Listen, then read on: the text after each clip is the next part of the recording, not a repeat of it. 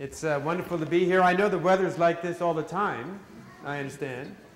So nothing special. No, it's really quite a spectacular day we had out visiting Hemingway's grave, or his monument, I should say. It's been wonderful, especially to see my good friend Ann Down, with whom I've been in many exotic places, including here now, actually. So thank you very much, and it's great to have an invitation from the Flourish Foundation. I am impressed by what I learned about the work that you're doing here, Ryan, and you and your colleagues. I think it's so important for us to really think in those terms that you said, that in a way we spend a lot of time in the concept of human perfection, where that perfection is about maybe our bodies, or our wealth, or our property, but we don't really think about what it means for us to be flourishing mentally. So that kind of thinking about how we cultivate something how we cultivate our minds, and what does it mean to be flourishing in mental terms. Mindfulness is not the answer to that question. I hope you don't mind me saying that, Ryan. It is a step in that direction. And what I want to talk about tonight is how mindfulness can enable us to even start to ask what it means to flourish, to find this mental space, if you like, to look clearly at how we think about ourselves, and especially how can we, in very practical terms, deal with stress. So there are really just two topics for what I want to talk about tonight. One of them is stress. What do we mean by stress? And the second is, how would mindfulness help? Now, as it turns out, in the process of helping stress, it's going to lead to another issue that we're going to end on, which is, you could say, the next set of questions. So one definition of stress, and this comes from a famous review article in Nature Reports, that was a very important article that kind of put together a lot of previous research and looked at the relationship between the mind and the body in relationship specifically to stress. And here, Glaser and Kiko Glaser define stress by saying that it's a stimulus that activates the hypothalamic pituitary adrenal axis. Now, one of the things about talking about stress is, for me, is that I find it stressful. And I don't mean I find it stressful, as I was saying earlier to someone else, I don't mean I find it stressful just because it becomes, you know, if you say elephant, you think elephant. If I say to you stress, you model a little bit of stress, and we're going to come back to that. It's actually really an important feature of the way the mind works. But I'm also not a scientist. I work with scientists. So what I'm reporting to you here is what my scientist colleagues have told me about stress. And I'm giving you some references, and I'd be happy to follow up. Or even direct I have some other speakers whom you might find interesting on this topic. So when we see hypothalamic pituitary adrenal axis, the main thing that we want to understand here is that it's mostly about the sympathetic nervous system. And if that doesn't make any sense to you, what really stress is about is turning off what you don't need in order to survive. Anything that's not relevant to immediate survival is going to be suspended because you're trying to deal with a threat. Right? So that's the main, that you could say is the evolutionary way of talking about stress. Stress evolves as a reaction in the body in order to keep the organism alive. And in that sense, stress is good. So the idea that all stress is bad is very problematic. Actually, we need to be stressed when a bus is rushing at us. It is appropriate for you to have a fight or flight response, as it is called, when you want to. I don't think you should fight a bus, you should fly away from a bus. Right? So you need that.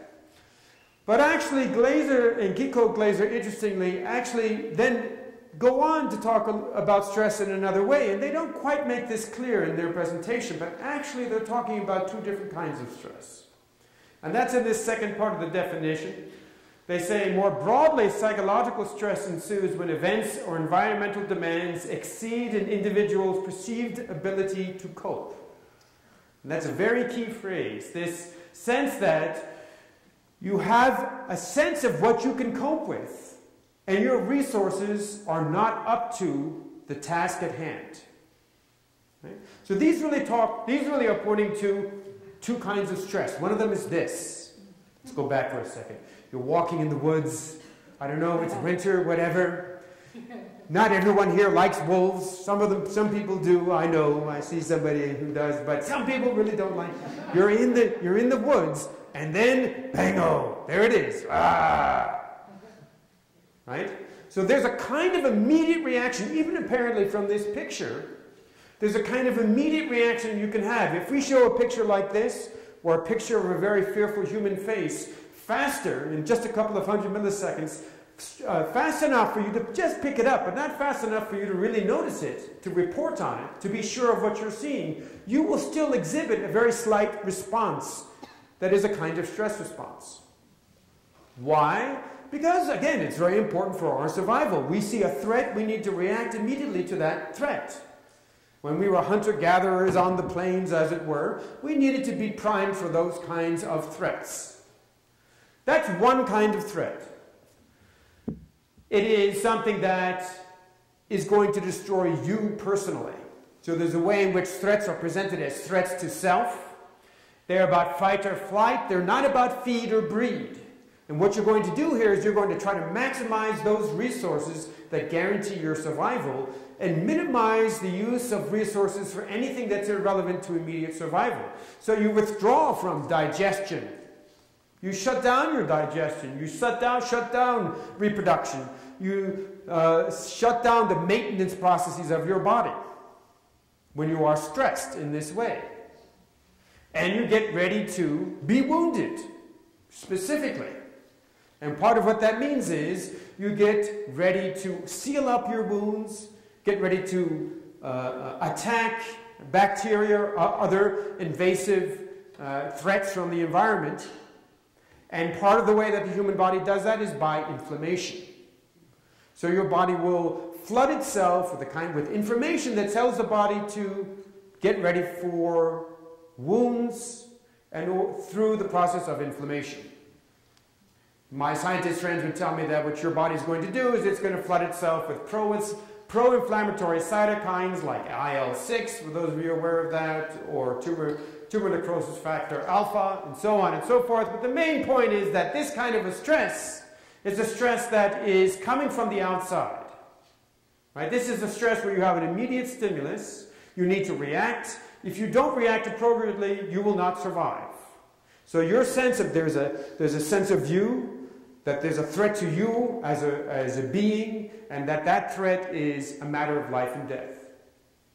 So this kind of a threat is something that's coming from the environment. It's coming from an immediate sensory stimulus. It doesn't require some kind of complex interpretation. When the wolf is growling, when you see the bear on the trail, when you see the bus rushing at you, there's no complex process of determining what the threat is. Right? The interpretation of your sensory stimulus is immediate and direct. But then there's another kind of stress, which is the stress that we have a lot of in our contemporary context, that is a very problematic source of stress, and that is not this kind of exogenous threat. It's not a threat coming from outside. It's actually a threat coming from inside. It's endogenous. It's a threat that we manufacture mentally. And this kind of endogenous threat is an interpretation of our situation, a mental interpretation of our situation, such that the demands exceed the resources. We can't cope. And this interpretation is not about here and now. It's about what's about to happen tomorrow, or probably actually next week or next month or next year. It may also be, as we will see, an interpretation of what's already happened, a reliving of what's already happened. So this kind of stress is not the wolf on the trail. This is happening all within your own mental space. And this kind of stress doesn't appear to have very much utility to it. However, it is actually very problematic. It rests upon a complex interpretation. It rests upon, you could say, a kind of story that you tell yourself about the kind of world you're living in, the kind of person you are, and the kind of needs and desires that you have. And it leads eventually to all kinds of problems. So here's our other example.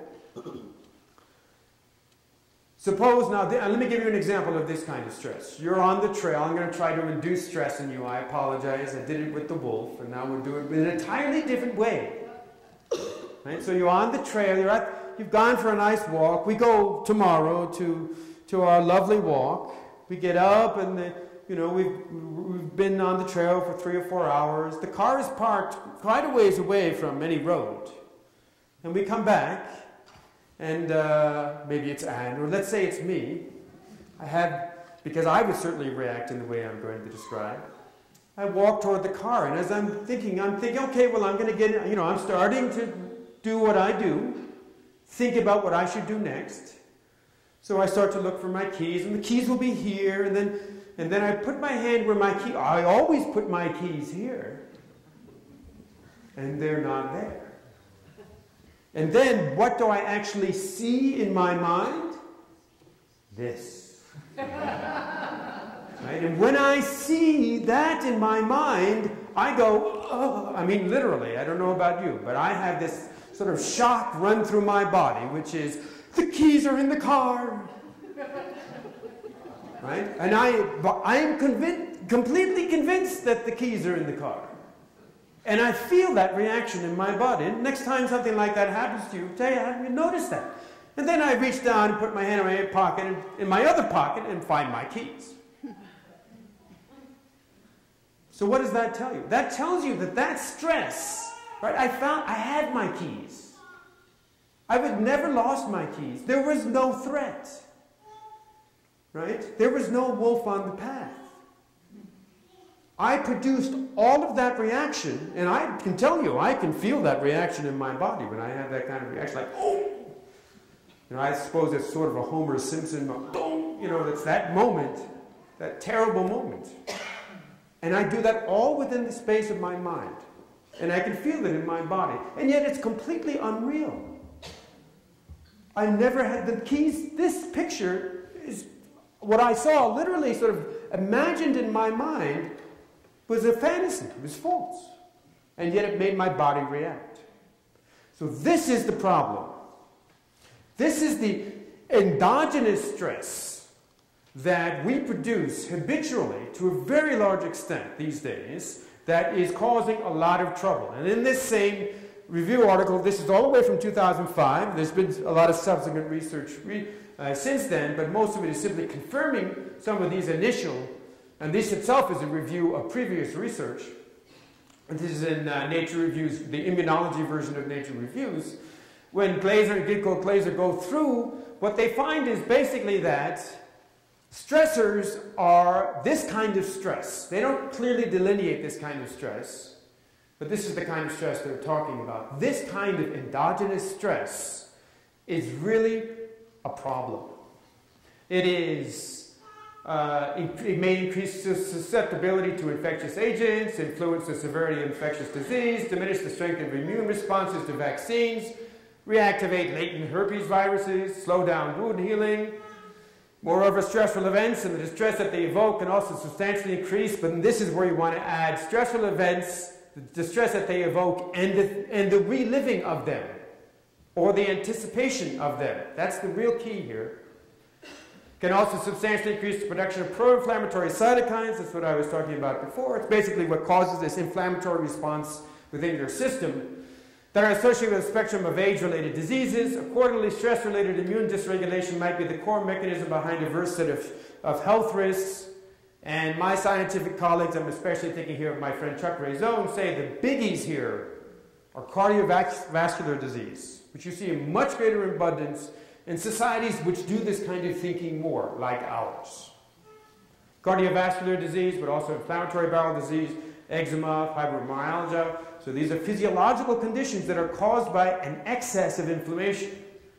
But there are also psychological conditions that appear to be closely related also to an excess of inflammation in the body that include major depressive disorder and anxiety, for example. So this is a problem, actually. My own sense of it is that this is our problem. And when I say our, I mean ours now. and also to some extent ours here, which is to say that in our contemporary culture, this style of thinking, this capacity to plan for the future, the capacity to mull over your past, and even the thematization of your own life story is much more prominent than it has been ever in the past. It would also appear to be much more prominent in our own culture than it is in other cultures. I spend a lot of time with Tibetans, for example, and certainly they have this kind of stress, but they seem to engage in this style of thinking much less than we do. What are the cultural forces that induce this style of thinking? That's for another talk. But for now, it would seem like this may be particularly our issue that we need to deal with.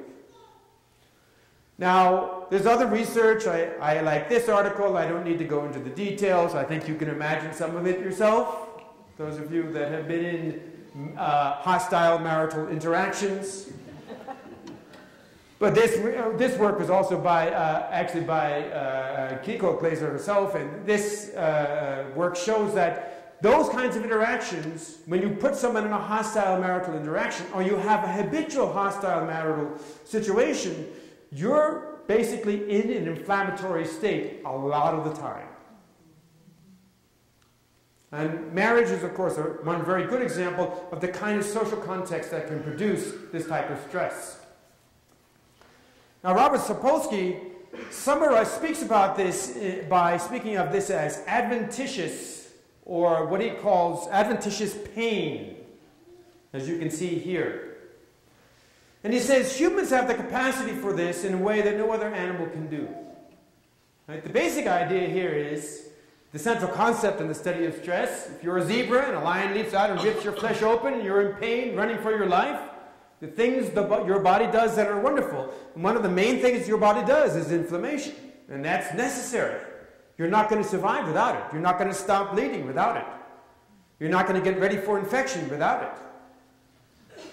But if you're a human suffering from adventitious pain, where you think you're a zebra being eaten by a lion, and the lion is your spouse, who's going to eat you again tomorrow, before you eat him or her, I guess, right? That's adventitious pain. It's not happening now. You're not in an argument.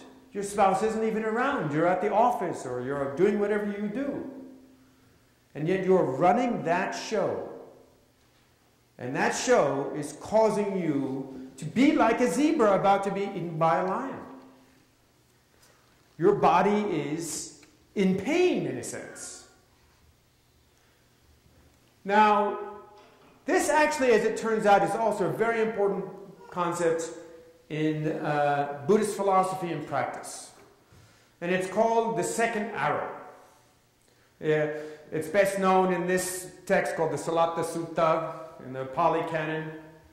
When the Buddha said when an ordinary person gets hit with an arrow, the uninstructed run-of-the-mill person sorrows, grieves, and laments, beats his breast, becomes distraught. And I, frankly, have been like this, and I certainly have friends who are like this. You know, like, why did this happen to me? Why did they hit? Why me? That kind of reaction. Something's already happened. But now I have an entire story I'm telling about how terrible it is. What we call catastrophizing. I catastrophize my pain. I catastrophize my loss. And that catastrophizing is as if one were shot with a second arrow. Heaping, as John Kabat-Zinn would say, heaping suffering on top of pain. I'm in pain. Psychological pain, perhaps, physical pain, perhaps, and now I'm going to shoot myself again. So how does this happen? What exactly, can we talk a little bit about a mechanism? And this is where actually, interestingly, cognitive science and Buddhism have some very similar insights. How does this happen? Well, one of the ways in which we can think about this, Buddhist theories of thought and concept formation turned out to align very closely with some of the most recent ways of thinking about concept formation and about thinking itself, called grounded cognition, which my friend and colleague Larry Barcelou is a leading figure in. And grounded cognition basically says this: thought, certainly the way thought develops as a capacity in living creatures, and here thought means the capacity, for example, to recognize the same thing in repeated locations. Not higher order thought, not mathematical thought, but just recognizing that's a red berry, that's a red berry, that's a lion, that's a lion. The capacity, even without linguistic categories, to recognize things in different locations. The same thing again and again and again. That very basic level of thought, on which all other higher order thought is built, is a kind of simulation. It seems to run through the same parts of the brain that are involved in visual perception, auditory perception, and so on. And not just perception, but also activity. So that when we think of an apple, for example, or we think of a chair, our concept of a chair is based upon our previous experience of chairs, but also our use of a chair. So that if you put someone on an fMRI scanner and you ask them to think of a chair, or you show them a picture of a chair, their motor cortex will become active because a chair is something you sit in. So thinking is actually a kind of simulation. And we know, I think, this ourselves. We can reflect on our own experience. There are times when this becomes especially obvious, when we have daydreams, for example. You know, you're on the beach in the Bahamas. Maybe you're daydreaming now. You're out on some beautiful trail in the sunshine, in some reverie.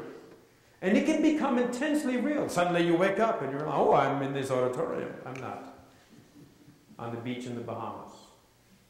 So that capacity to run a very full-blown simulation is also happening even at the most basic level of thinking. We don't often experience our thoughts in those ways, but sometimes we do. And interestingly, one hypothesis is that the more important you could say, the more important what you're thinking about is, the stronger that simulation becomes, the more emotionally invested you are in that simulation, the more real, if you like, it becomes to you. Now, not only is thought simulation, but thought is also, when we're sort of organizing our world, as we're going through the day and we're talking to people, we're seeing things, there are things we notice, and when we notice them, we conceptualize them. We label them, we put them in a category. And why do we notice them? Because basically, they're either something we want or they're something we don't want.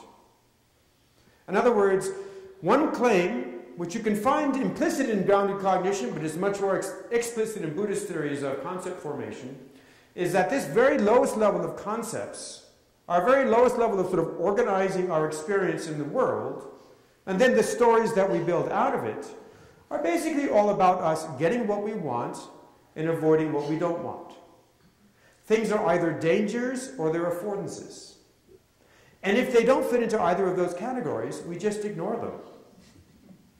This is very interesting in social context. I was mentioning earlier to someone that my friend Dan Goldman wrote an article an op-ed in the New York Times, and I should have looked it up before this talk, but I didn't have time. I was too stressed about it. But Dan, he cited some research which basically said that if you're high up in the social hierarchy and you walk into a room, you literally don't see certain people. You just don't know they're there. It's not like you're being mean.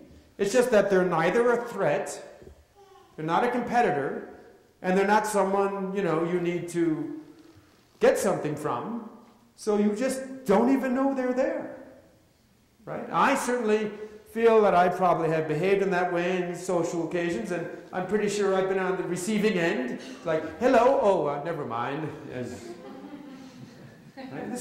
That's the way we also go through the world. We organize our experience of the world in terms of what we want, what we don't want, and we ignore the rest. So thought has two features here. One of them is simulation, and the other feature is that simulation is all about us, in a sense, making our way in the world. If you like, thinking of it in evolutionary terms, thought is about survival.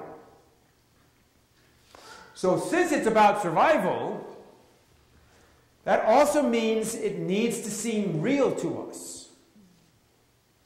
right? So when, again, to go back to that mouse philosopher who's running through the jungle, right?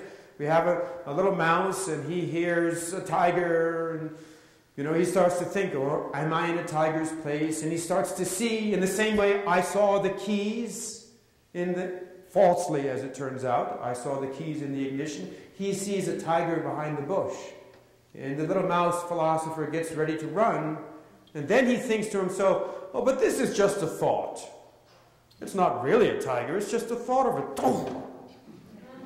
He's been devoured. So our thoughts have evolved in a way that they appear completely real to us. Right? They're about our survival, they're simulations, they're embodied simulations, and they're real. So that if I think of a difficult argument, I feel like, in a sense, I am in that difficult argument. And I am going to start having a stress response. I'm going to get ready to fight or to fly. Right? So that's why thought can induce this in us. In a sense, there are good reasons for it. If it were only that kind of stress that were the immediate stress of the mouse running away from the tiger. But the problem is that this human cortex has developed in a way that it can think much grander things than the mouse. We can think of grand futures. We can mull over our past. And we know, instead of having that exogenous stress of immediate threats, we start to create our own internal threats. And that's the problem. Now, part of this, one of the key I should note here at the end here, also part of what this means, and we're going to talk more about this, is that it seems real, and it also therefore takes us out of the moment. When I'm thinking about the difficult conversation tomorrow, when I'm mulling over the terrible fight I had yesterday, I'm not now. I'm elsewhere. Right? So it takes us out of the here and now. That's going to be a very important feature of it. Other key factors. This kind of thinking involves emotion, what we in the West would call emotion. The basic purpose of emotion is to make something salient, to make it pop out of the environment. When we're in an emotional state, we are paying attention. So this kind of thinking, the more stressful this kind of thinking is, the more emotional content it will have, because it seems so important to you. It also involves an appraisal. Is this thing a stimulus or a threat? If we're just dealing with the wolf about to devour us, it's pretty clear that it's a threat. But if we have some much more elaborate situation, a much more elaborate simulation that we're running about a relationship with someone else, for example, it's pretty clear that that relies upon a whole kind of story that we need to tell. And there's a lot of questions about how true it might be. Is it reality? Our appraisal? And of course, this then leads to the issue of habitual cognitive schemas. These kinds of simulations are not just being run in a vacuum. We don't suddenly, spontaneously start to think about what we're going to do tomorrow, and it turns out that tomorrow I think I'm going to take my fourth limb and grow a fifth one, and then jump on my head and roll about.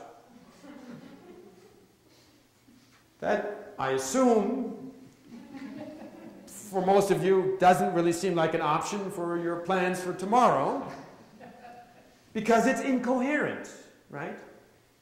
It doesn't make it, it's not a story. You can tell. That story makes no sense at all. We have, if you like, narrative universes in which we live. We have stories that we tell within those universes. Let me give you an example of what I mean by that. And if you can give me a cue on time, I just want to make sure I don't go too long.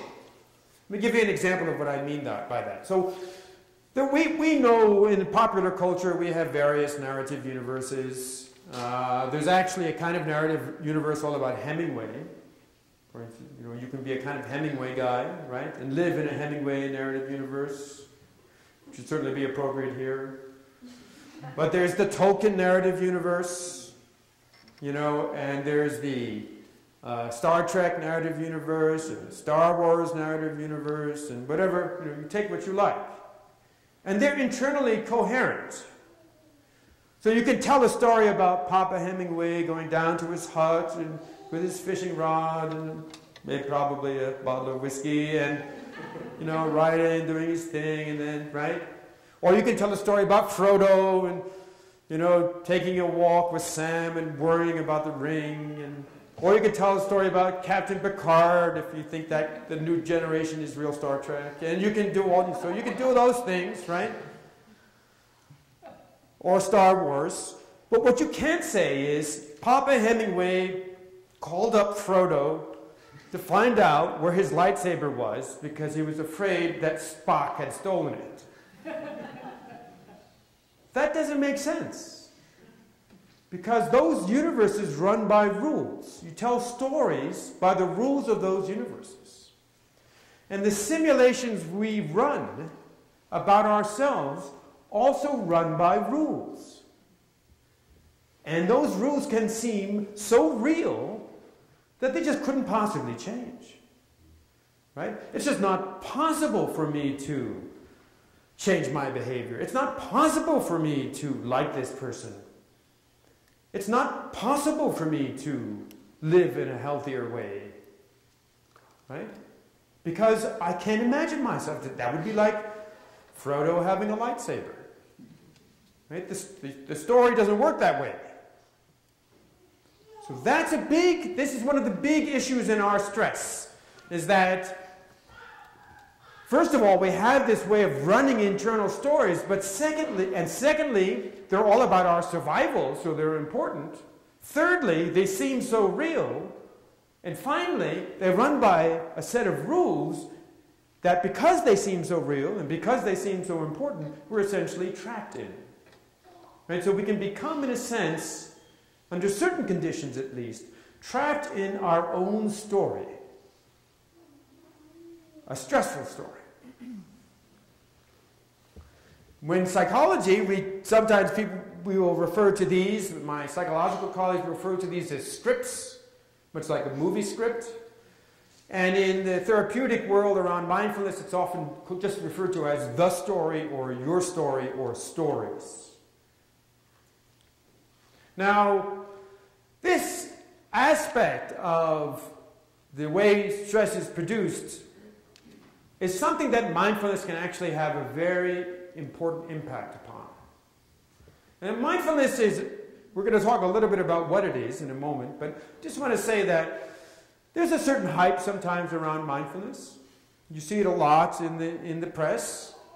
And to be honest, probably a lot of what's being attributed to mindfulness is a little overstated. It's not overstated because it's certainly the case that mindfulness can be very helpful, but mindfulness is not uniquely helpful. So in this study that was done at the Center for Investigating Healthy Minds by my colleague Richard Davidson, with the lead author being Melissa Rosenkrantz, in this study, we created an active control.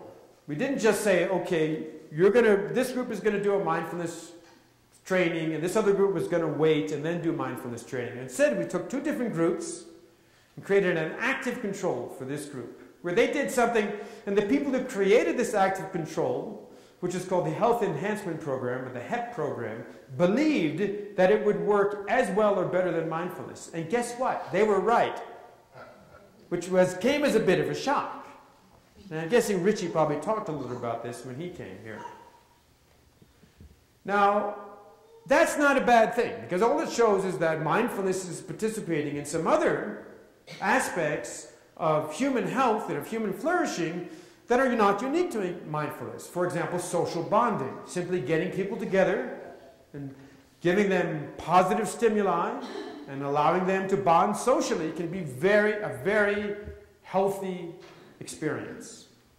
But there is something that's very important about this study, which is that, and which was referred to by Glaser and Kiko Glaser previously, which is that one of the key factors that we see in this kind of stress is inflammation.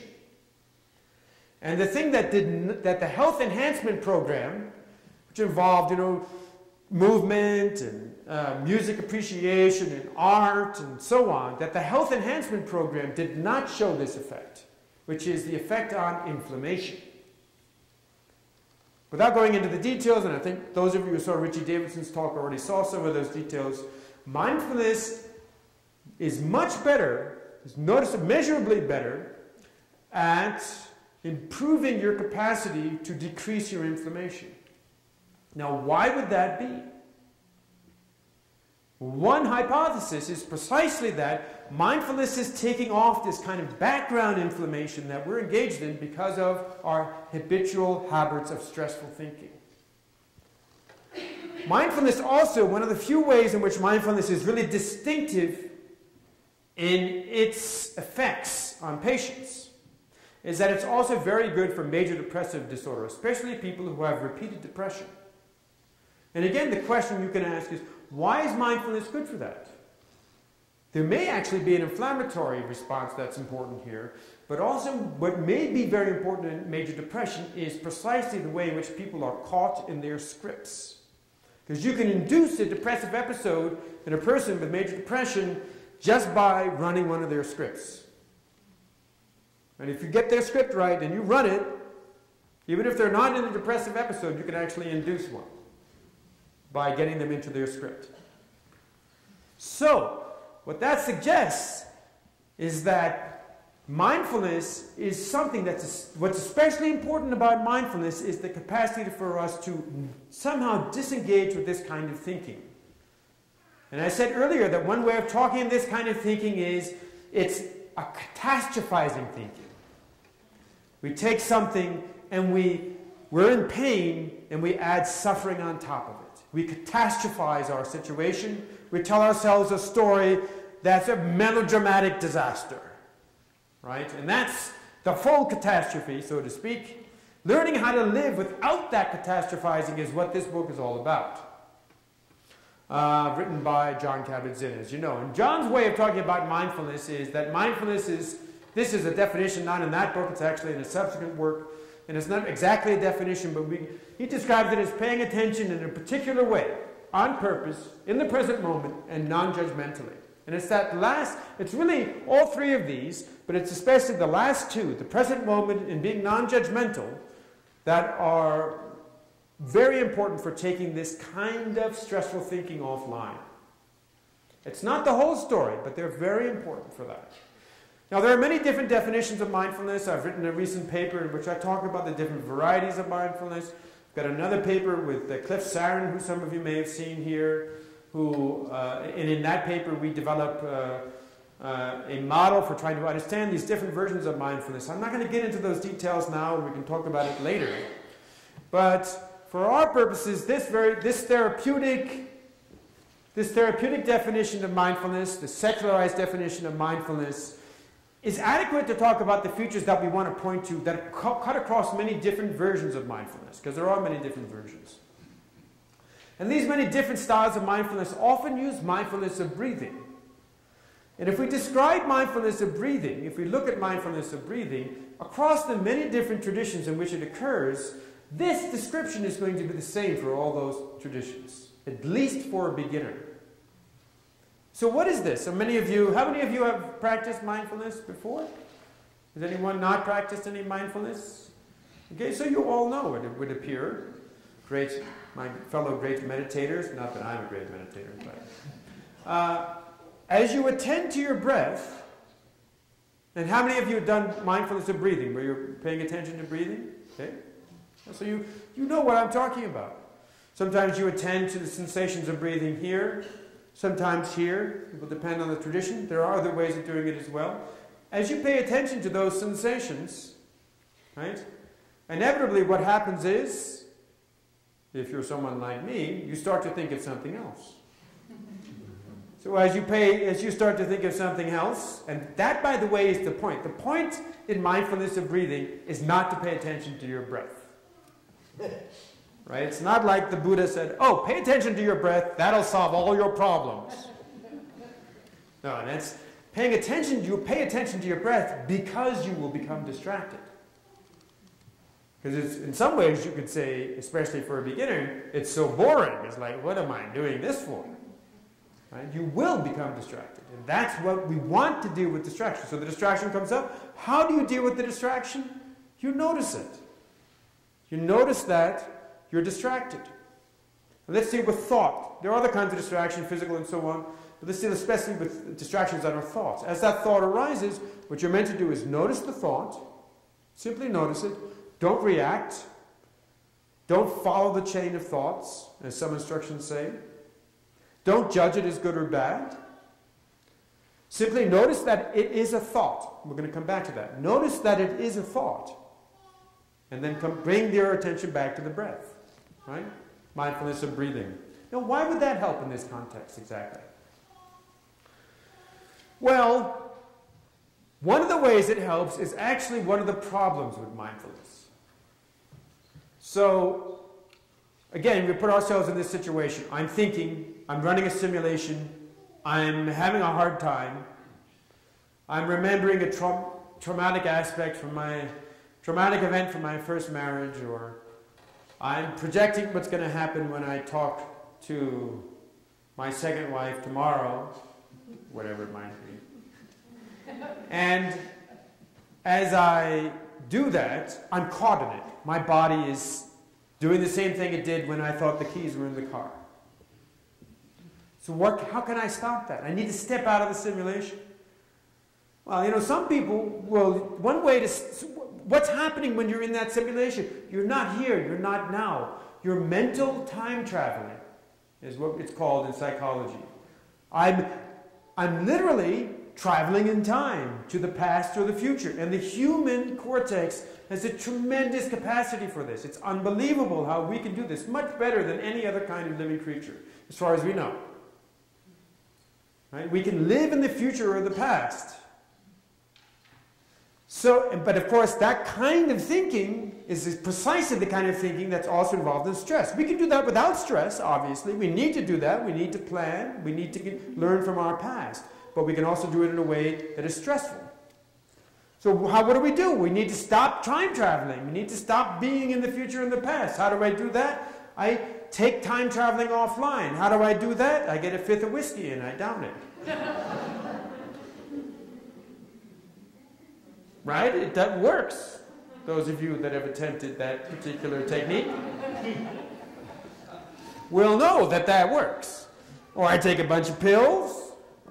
Or even, this is interesting, it occurred to me today, and we might even examine this in the lab, I go in very hard exercise. I go and I really push the limit, exercise-wise. Okay? And I can't think of, if I'm thinking about the past and the future in the middle of this hard exercise, I'm probably dead. Falling off the cliff or whatever it might be. Right? So I do something like this that prevents me from, I just can't time travel in those situations. Now the great thing about mindfulness is that even excessive exercise, obviously, addiction to exercise can be a problem too. Right? Too much heavy-duty exercise is not healthy, actually. All of these can be problematic. And in fact, there's some recent research that really shows this to be the case. But what's good about mindfulness is that there is a gentle way of taking time traveling offline, and that is by being in the moment. If you're paying attention to the sensations at the moment, the sensations of breathing, you can't think about the past or the future, because the sensations of breathing only happen now. Right? They don't happen at any other time. So that's one way of blocking mental time travel. But this is also a problem, in a sense, with that mindfulness can then become like a drug. This is not a solution. It alleviates some of the symptoms temporarily, but this isn't enough. Right? Mental time travel occurs when much of our psychosocial stress comes from this. This is really just a review. I'm going to run through it real fast. And since those simulations that are occurring through mental time travel are embodied, they can induce the physiological responses of stress. And what we're thinking about is basically a threat, it induces a stress. So you can time travel when you are here and now, and that's how mindfulness can help with this particular issue. Attention to the now blocks the mental time travel that is necessary for the embodied simulation that creates stress. But there's something more important in mindfulness that I only have a few minutes to talk about, and that's de-reification, which also you can call, you'll see it more commonly referred to in the literature as decentering. It enables one to see through the false reality of stressful simulations. Let me tell you a little story. This is a picture of myself and my friend John Dunne. We got to know each other when I was doing some research for my doctoral dissertation in the 90s in India, dissertation on Buddhist epistemology. And Dunne eventually got to the University of Virginia, where he's now a librarian in the Tibetan section. And I love to tell this story because it's so illustrative of this idea of de-reification. So when he first got there, the graduate students took him out to a movie, and what was playing was Jurassic Park. And so he's watching Jurassic Park, and things are fine. And then the dinosaurs, they start to do their dinosaur thing, and Jeff Goldblum, I think it is, in the foreground, and you can barely see, but yeah, he gets eaten by the dinosaur, and my friend Dunne is screaming, right? And at first they thought, well, some people like to scream at movies, and it's okay. He doesn't stop screaming. Why doesn't he stop screaming? Because he thought it was real. He thought it was CNN, like a newsreel, like, oh my God, where did this happen? And they told him, it's just a movie, they use computer. Oh, okay. He stopped screaming. Right? So we run Jurassic Park in our minds now and then, don't we? And the capacity to see that that is, in a sense, like a movie, it's not real. It's precisely this simple capacity, which we all have innately. When you wake up from a daydream, and you know that you've been in a daydream, you've seen through the daydream. I'm not on the beach. I'm right here. So we have this capacity naturally. We have to have it. It enables us to drop one train of thought and to start another train of thought. So mindfulness, one of the key factors of the therapeutic benefit of mindfulness, probably for inflammation, for dealing with major depressive disorder, is precisely this capacity for de-reification, to see through the story that we're telling. Now, you can say, I can say that, but is it really, is this the case? So for example, it's getting close to dinner time. Some of you probably want to just get out of here and get some dinner. And if I say to you, feeling hungry? I'm feeling a little hungry. You know what I'd like to have? I really like strawberries, like freshly washed strawberries, glistening in the sun, little chocolate sauce nearby. And I just love this example because I do like strawberries. What happens? And I did it to myself. My mouth is watering. And I use this example a lot, and every time I manage to get my mouth to water. Is anyone else mouth watering? Yeah, okay, see? A few people out there, right? Now that's amazing. How did that happen? Are those strawberries? No. That's like pixels on a screen, right? If I go up here and, oh, there's strawberry now. There's pixels on the screen. Right? They're not strawberries. Just by thinking about strawberries, I made my mouth water. I wasn't looking at the picture. Right? That's what we're talking about. So is it really the case that you could do well? As it turns out, yes. Even with very powerful simulations like food, and even pictures of food, which is more powerful than a thought because you have an actual stimulation. You have an actual stimulus. You can, with a very simple instruction, my colleague Larry Barlow and Esther Papier is the first author, they were able to demonstrate that with a very simple instruction, which was simply that the picture is just a picture. They were able to demonstrate that a behavioral effect disappears. And that behavioral effect specifically is a response time lag If you have a picture of a beautiful chocolate cake, delicious chocolate cake, and it's got a red frame around it, you have to press a button and make it go away from you. If it's got a green frame, press a button and it comes towards you. So since if it's just a neutral picture, people have one response time. If it's chocolate cake and it's a green frame, like, yeah, bring it toward me. But if it's a red frame, it's like, ah, so there's a conflict. And just by telling people that picture is a picture, it's not chocolate cake, that conflict disappears. So that shows that even in pretty direct contexts, we have the capacity immediately, without long training, to bring this de-reification online. This is another example I like to use. My favorite example, when I use this with undergraduates, and I say, what's this? Of course, all of you are great connoisseurs of art, I'm sure, but I say, what is this? And they say, it's a pipe.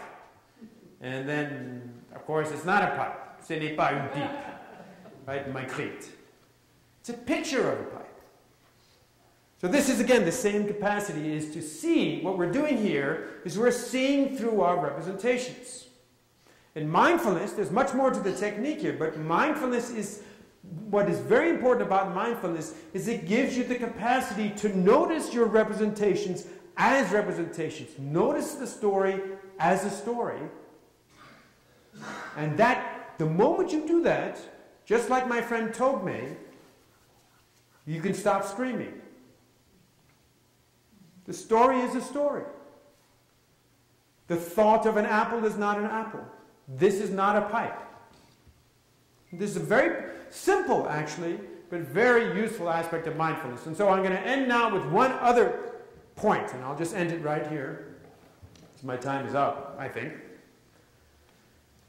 These aspects of mindfulness, you could say, are from the Buddhist perspective. So these are therapeutic aspects of mindfulness that are very powerful and very important. There's much more to how they work, especially de-reification, and how you train someone in de-reification.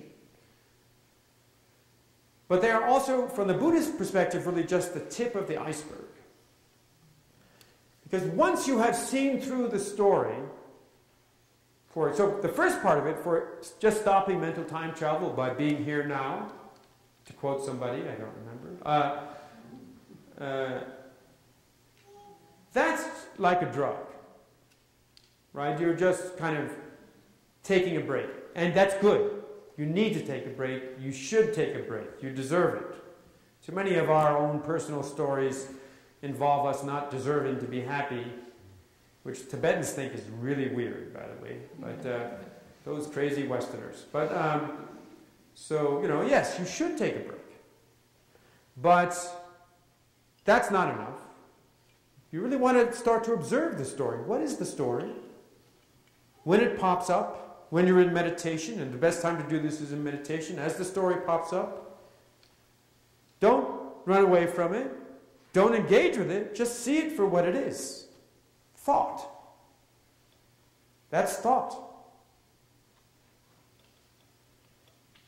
That's a very powerful moment. But can you stop telling stories?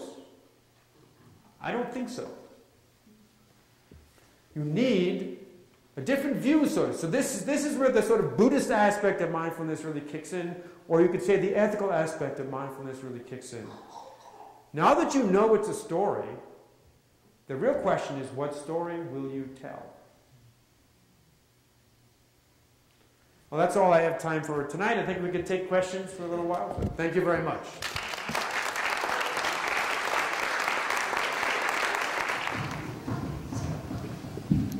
Would you describe briefly the training involved in telling a new story? Telling a new story? From a traditional Buddhist perspective. Yes, so, okay.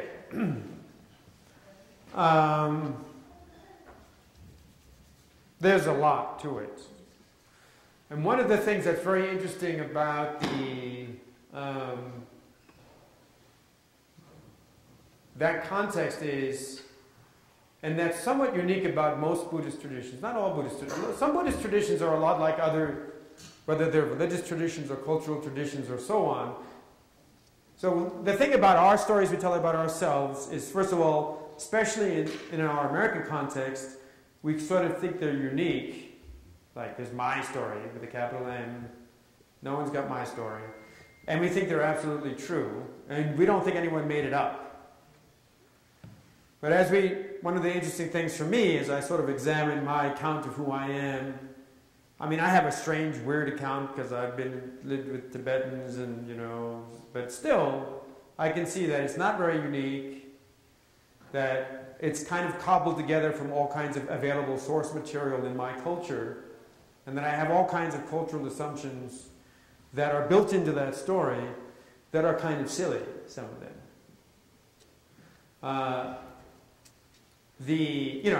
every culture has that. Last night we were playing with this idea in Tibetan culture. If you greet someone who's very high, the way you greet them is you go, I'm not kidding, okay? That's true. It's what you do. The one time I did that with the Dalai Lama that's a whole story. Yeah. Anyway, but so. We think, wow, that's what? He stuck his tongue out at the Dalai Lama. We're like, wow. Dalai Lama's like, oh, that's like what we do, yeah. So, we think we have kind of this whole unique thing, but actually it turns out we have a whole bunch of cultural assumptions, so on and so forth, and we think it's true. And when we are deliberately playing a cultural story, we think this is the real, like everyone should be like us. And religions are like that, like, oh, this is the real way thing. Our story is the true story. It's actually not a story, it's just the way you guys have stories. We have the truth.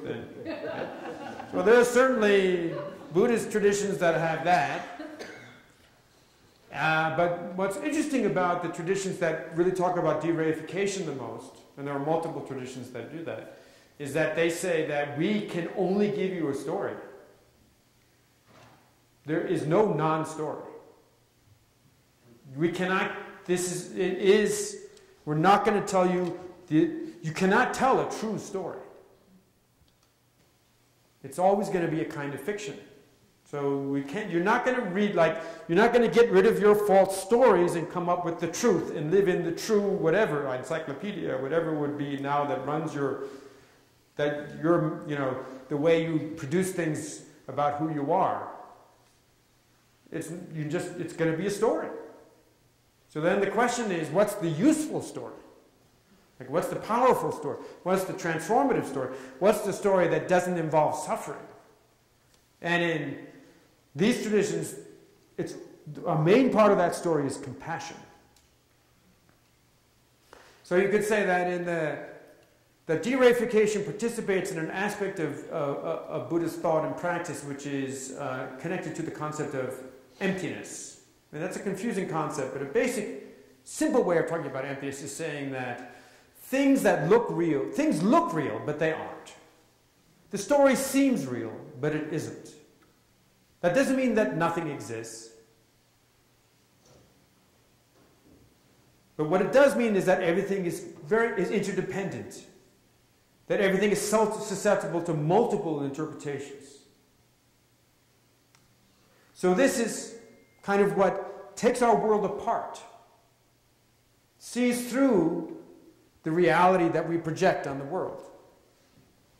Where I project my view on the world. So that's the way the world is, and you people are wrong. On the other hand, we still have a world. So there's another aspect of Buddhist practice, which is remaking the world.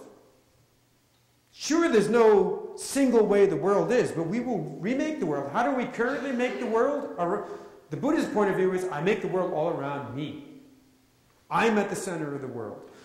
Who wants to be happy? Me. Who wants to avoid suffering? Me. Who am I going to make sure is safe? Me. Compassion flips that on its head. Who matters most? You. Who is going to be happy? You. Who's going to be free from suffering? You. Right? And that is tied with But it's very important that that is tied with a natural sense that we all deserve to be happy, including me. It's not like I don't deserve to be happy, but you do. No, that's the thing that Tibetans find really weird, actually, about us culturally. But we have it. So we need to get to a place where we feel we all deserve to be happy, including ourselves. But once that's in place, then what am I really going to work for? The happiness of others. And of course, the irony is that that's supposed to make you happy. The claim, I think that to some extent, I'm not a very compassionate guy, but to the extent that I am, I think it's true, actually. So, in short, a lot of that reconstruction of the story is where the main character, is no longer you. It's us, or we, or even you. It's not me. So that's a big part of the shift. What are you working on right now? I am working on... Oh, okay. I was about to start a whole thing about... You can ask my wife. I am working on too many things at once. But the thing that interests me the most right now, actually, I'm trying to write a book on mindfulness, and I've got a bunch of different articles that I'm going to put together in a book. So I'm really interested in trying to produce something that clarifies, that sets aside this whole, what I think to be very unhelpful debate about the idea that there's some authentic version of mindfulness, and then there's the inauthentic versions. There are actually many authentic versions. And so I'm working on something about that, and especially interested in the role of what Buddhists call non-dual wisdom in the emergence of different styles of mindfulness. So that's a big part of what I'm doing right now. But I'm also really interested in actually the categories of the natural and the supernatural in the scientific study of meditation, including mindfulness. Because I think those categories, one very strange thing that we've developed, which is again absent kind of in the Buddhist world, is that what's it mean for something? What's a naturalistic explanation? It's basically one that conforms to scientific paradigms. And what's a key feature of them is that that the explanatory schemas that we use in science are basically causally based. It doesn't even have to be materialistic. It's a mistaken belief that it's all about materialism. I think that's not really true. It's really much more about a kind of commitment to causality. Maybe too deterministic, but still commitment to causality. So, if you have a certain way of depicting that, and then you also have a certain way of thinking about the way the self should be, then if the self is caught up also in that causal process, if I think the self has to be kind of a controller inside, like there's a little guy in there, wasn't there a Woody Allen movie with like some little guys in there running the show? Anyway, there's a little guy in there running things, little guy or little gal. If I feel like that, then that person has to stand outside of causality. So that means that basically consciousness has to be supernatural. And that's where we stand right now, culturally. Like, if we want to talk about consciousness, we treat it as supernatural. It's amazing. When you start to look at it and think of it in those terms, and then you start to look at scientific research about the mind and so on. There's causal stuff, but can't be about consciousness. And then there's consciousness, and that can't be causal, basically. So I'm quite interested in that, because I think that's that's basically Cartesian dualism, and I think it's a huge problem in scientific research on meditation right now. And it's totally absent in the Buddhist world. Because the Buddhists, of course, say the idea of the little guy in there, or the little gal, is a delusion. That's like the big story, I'm me. Why do you say that's Cartesian? As far as I understand, and of course Descartes gets a lot of things heaped upon him which he probably doesn't deserve.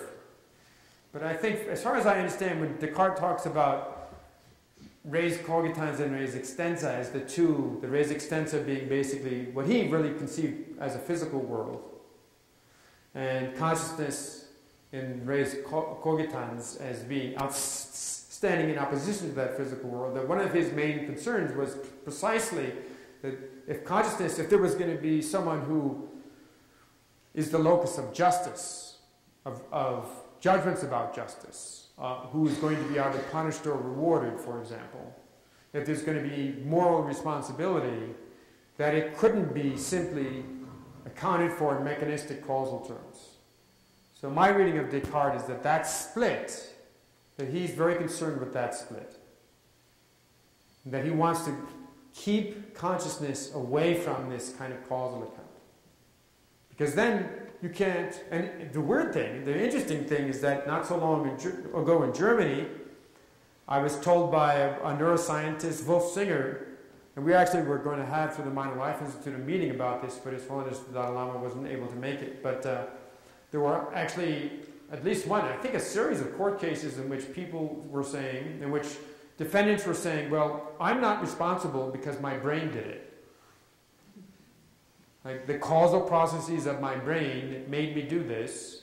Not because I'm not ill or anything, I'm not insane, I'm just another human being that is caught in the causal process of brain function. So that whole idea of what constitutes guilt, that's precisely, I think, what's driving a lot of what Descartes is concerned about. Well, I'm probably wrong about that, but that's my read on it. So I was wondering about the amygdala. Yes? And that old part of the brain, or so-called low part of the brain. Yeah, that the limbic system. Yeah. Maybe kind of you were referring a little bit to that just a second ago in a way that... but anyway, the question is, does mindfulness training help? Is there any kind of any results or anything like that that show that maybe mindfulness training could override the amygdala? So one of the things, so I'm not a neuroscientist or a scientist of any kind, although I did get straight A's in biology in the Air Force Academy. So you have to take all this with a grain of salt. But my understanding is that we often think of the amygdala as being about fear, and that's sort of a misunderstanding about, I certainly have thought of it in those terms. But it actually is not probably the best way to think about it. The amygdala is one way that I'm thinking about it now, which is less problematic from what I've been told, is that it's really about salience, like what's important in the environment. So that your initial visual information, for example, is going to be processed in a way that the amygdala is going to be involved at a very low level of processing your visual information. Because the amygdala is just going to pick out things in your environment. It's going to help your visual processing to notice what you need to notice. And that, as it turns out, because we're often we maybe have a bias toward threats, the amygdala kind of gets a bad rap for being all about fear or, noticing threats. But it's not, it can be good things too. So it's really mostly about, it's really salience that it's important for. So a question really would be, and I don't think anyone's been able to demonstrate this yet, could you get a different kind of salience? I don't think you want to take salience offline, because then, the sort of thing, and possible critique, possibly appropriate critique about mindfulness gone wrong is that mindfulness is like, you're a zombie, just walking. When you do walking meditation, you can look like a zombie too, actually.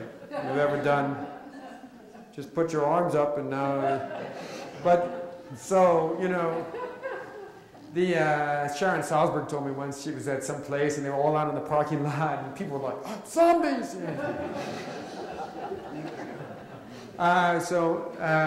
Seriously, she said they thought they were zombies. Playing zombies, obviously. So, if you completely took all salience offline, you'd be like a zombie. Because nothing would be important to you. You would not react to anything. So that's not what we're trying to do here. In short, like doses, sometimes we are. If we need a break. Sure. But what we're trying to do is to shift what becomes salient to us. Like, what's the framework in which we interpret things as what's important? So there was certainly a time when if someone criticized me, like that was salient. I could hear that across the room. And I like to think, and it's probably true to some extent, that that's much less the case now. Right? And I also think that that's a product of practice. So that you can change what is salient. And that in a not just a top-down way, but quite a top-down way. Meaning you're kind of thinking, you're reordering yourself at a higher level. And it changes what's happening at a lower level. On the other hand, compassion practices are very good for this too. And there is some experimental evidence. Some of the adepts, when they were exposed to cries of distress and so on, in the early adept studies that were done, that I was involved in at the University of Wisconsin-Madison, before we even created the Center for Investigating Healthy Minds, they showed very much higher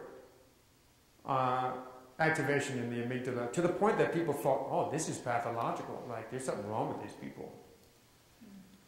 Right? So does that mean it was bad? No. It means that these are people, they were doing compassion meditation practice, and they were really attuned. What was really salient for them was someone else's suffering. And they didn't experience that as distress.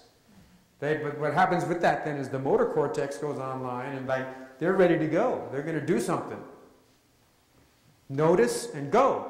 Right? So that's actually like a stress response, right? It doesn't have to be distress.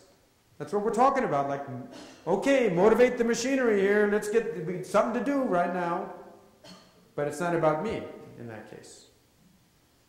So I think practice, in short, definitely can change that. Not so much change if the amygdala is too reactive. I think it could change that, and some of us have that as an issue. I think where we have hyperreactivity, and I think there may actually be. I'll have to get back to you, but I think there is something actually that shows that reactivity can be lessened through training. And some of us have that as a personal issue, like we're very reactive. Too much salience. But I think more important is changing salience. Thank you.